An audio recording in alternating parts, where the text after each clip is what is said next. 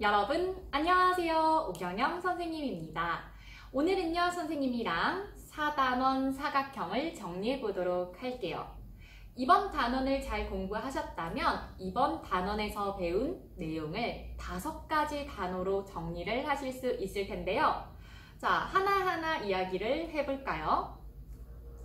좋습니다. 수직, 그리고 평행도 배웠었어요. 그리고 우리 사각형의 종류 3가지 추가적으로 배웠죠. 우리가 알고 있는 것은 정사각형, 직사각형이었는데 우리 3가지를 더 배웠어요.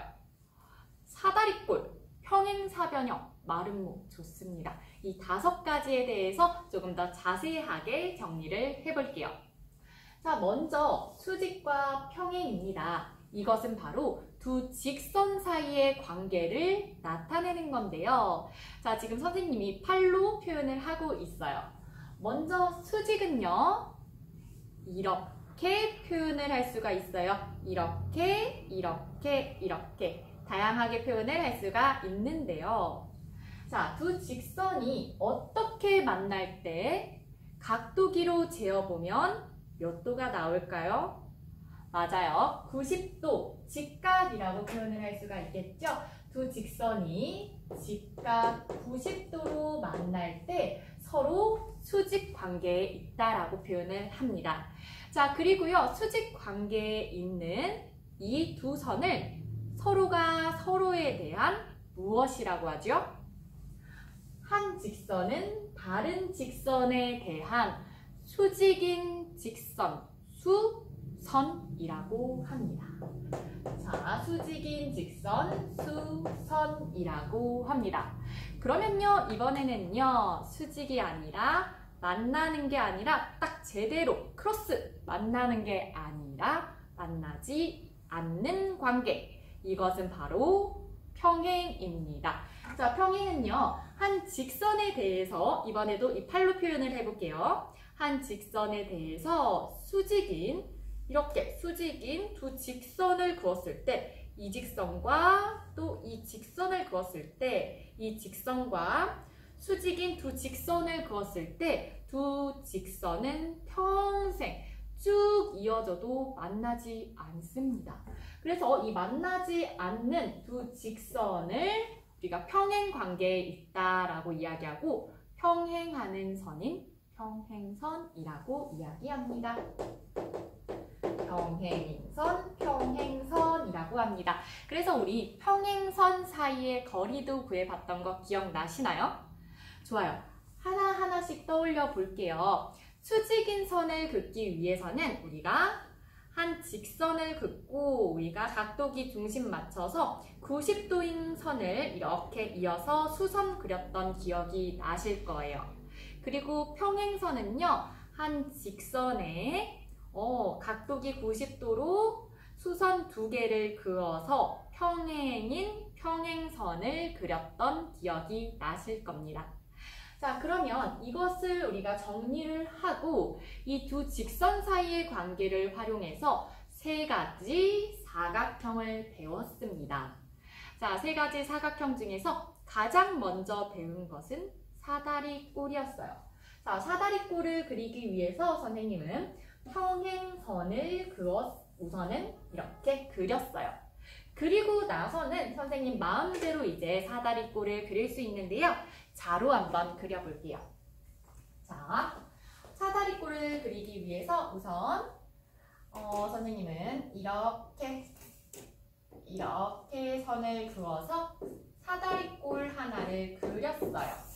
어떻습니까? 지금 평행한 변이 한 쌍이 있는 사다리꼴이에요. 그리고요, 또 어떤 모양으로 그릴 수 있을까요? 이렇게 또 이렇게 그린다면 이번에도 평행한 변이 한 쌍이 있는 사다리꼴입니다. 이번에는요, 이렇게 그렸더니 이번에는 평행한 변이 2쌍이긴 한데요. 이것도 사다리꼴이에요.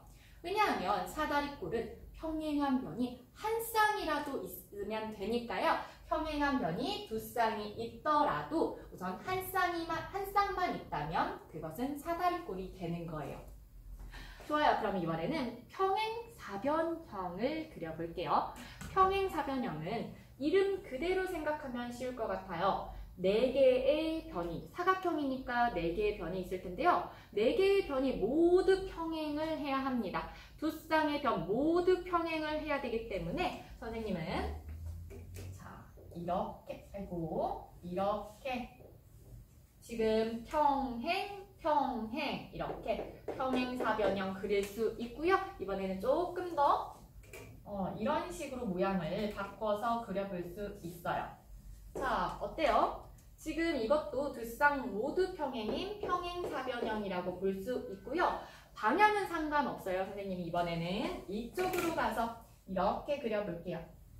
자, 그리고 크기도 상관이 없어요. 두 쌍의 변 모두 평행하기 때문에 평행사변형입니다 라고 이야기를 할 수가 있겠어요. 자, 사다리꼴과 평행사변형 잘 비교해서 보세요. 사다리꼴은 지금 사다리 모양인가 봐요. 사다리 모양이다 라고 해서 사다리꼴인 것 같은데 한 쌍의 변이라도 평행하면 되니까 이 평행선 안에서 어떠한 모양이든 상관이 없었어요. 하지만 사다리꼴이 아닌 평행사변형은 두 쌍 모두가 평행을 해야 합니다. 지금 여기가 평행한 거는 당연하고 여기도 평행해야 해요.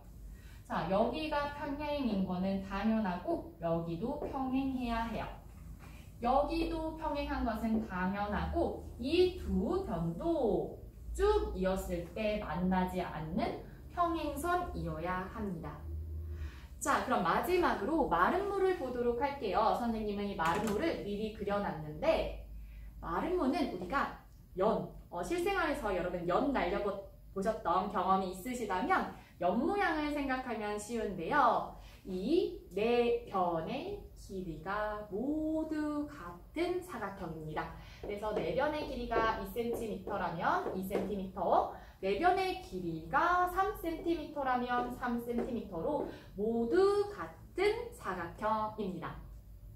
네, 이렇게 해서 사각형 3개까지 정리를 해보았는데요. 그러면 서로가 서로에게 어떤 관련이 있는지 정리를 해보도록 할게요. 이 부분의 내용을 어려워하는 친구들이 많은데 선생님이랑 같이 천천히 해보도록 할게요. 자, 먼저 정사각형은 여러분 맞습니다. 바로 네 변의 길이가 같고 네 각의 크기가 같은 색종이를 생각하시면 쉬워요. 그런 사각형이죠.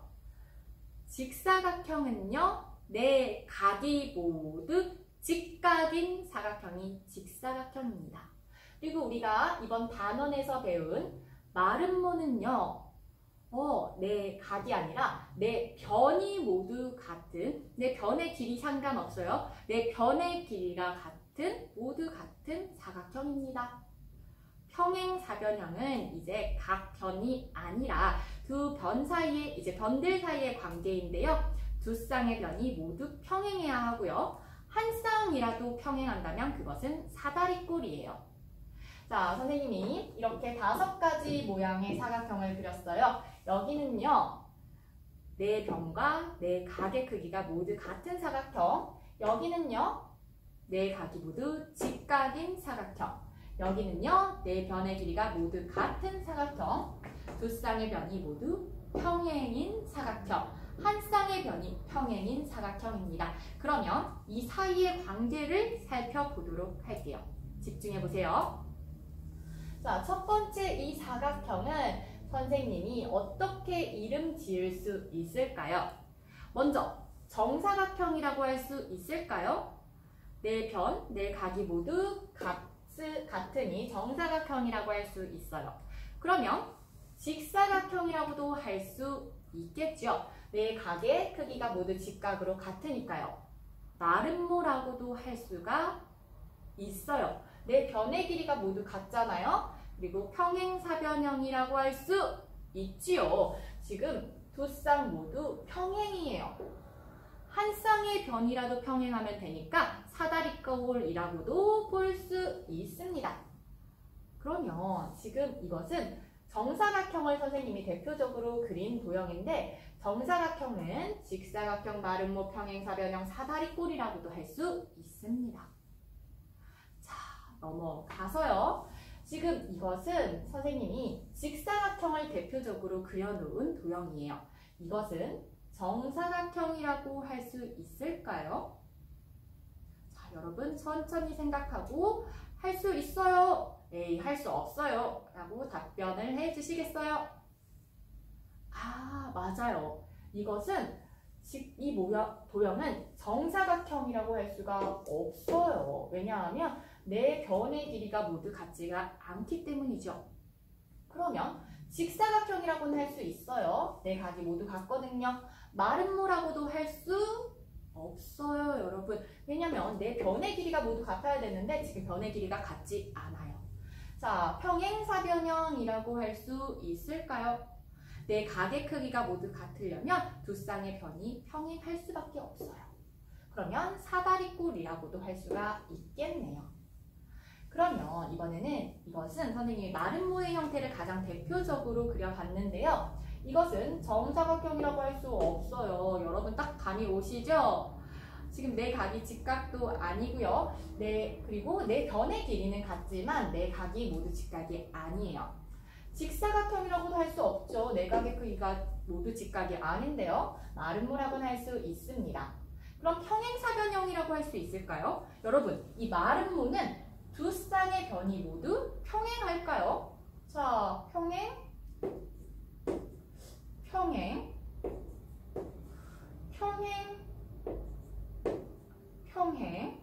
어라? 지금 여기서도요, 두 쌍의 변이 모두 만나지 않습니다. 길게 이어도 만나지 않아요. 마름모는요, 여러분, 내 변의 길이가 모두 같기 위해서는 맞습니다. 두 쌍의 변이 모두 평행해야 합니다. 그러니까요, 이 모양은 우리가 평행사변형, 마름모는 평행사변형이라고 말할 수도 있는 거예요. 여러분, 이 부분을 헷갈려하는 친구들이 있는데 마름모, 내 변의 길이가 모두 같기 위해서는 모양은 여러 가지가 있을 수 있겠죠? 이때 두 쌍 모두 평행하다는 사실 꼭 기억하세요. 자, 그리고 그러면 두 쌍이 모두 평행이면 한 쌍이라도 평행할 수 있으니 사다리꼴이라고도 볼 수가 있겠어요. 자, 다음으로 이것은 평행사변형입니다. 평행사변형을 대표적으로 나타냈고 두 쌍 모두가 평행이면 한 쌍이라도 평행할 수 있으니 사다리꼴이라고도 말할 수 있겠어요. 하지만 정사각형은 아니에요. 내 변의 길이가 모두 같지도 않고 내 각의 크기가 모두 같지도 않아요. 그러면 직사각형, 마름모라고도 볼 수 없겠죠.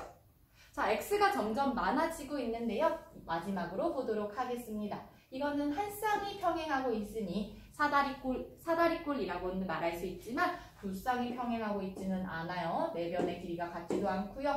내 각의 크기가 같지도 않습니다. 자, 여러분 지금 보니까 정사각형은 다 해당이 되는데요. 직사각형의 경우에는 이렇게 평행사변형, 사다리꼴만 해당이 되고요. 마름모의 경우에도 그렇습니다. 평행사변형은 항상 사다리꼴이 될 수 있고 사다리꼴은 사다리꼴 이외에 그 다른 도형은 될 수가 없습니다. 네, 이렇게 해서 정리를 해보았는데요. 지금 우리가 5가지 사각형 배웠죠?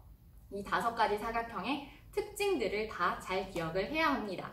선생님이 추가적으로 이야기를 하고 싶은 게 있는데 평행사변형에서는 우리가 여러 가지 성질 배웠었죠? 바로 마주보는 변의 길이가 항상 같았어요. 그렇죠? 이 변의 길이가 항상 같았고 마주보는 각의 크기도 항상 같았어요. 그렇습니다. 그리고 마름모에서는요, 좀 독특한 성질이 있었는데요. 마름모에서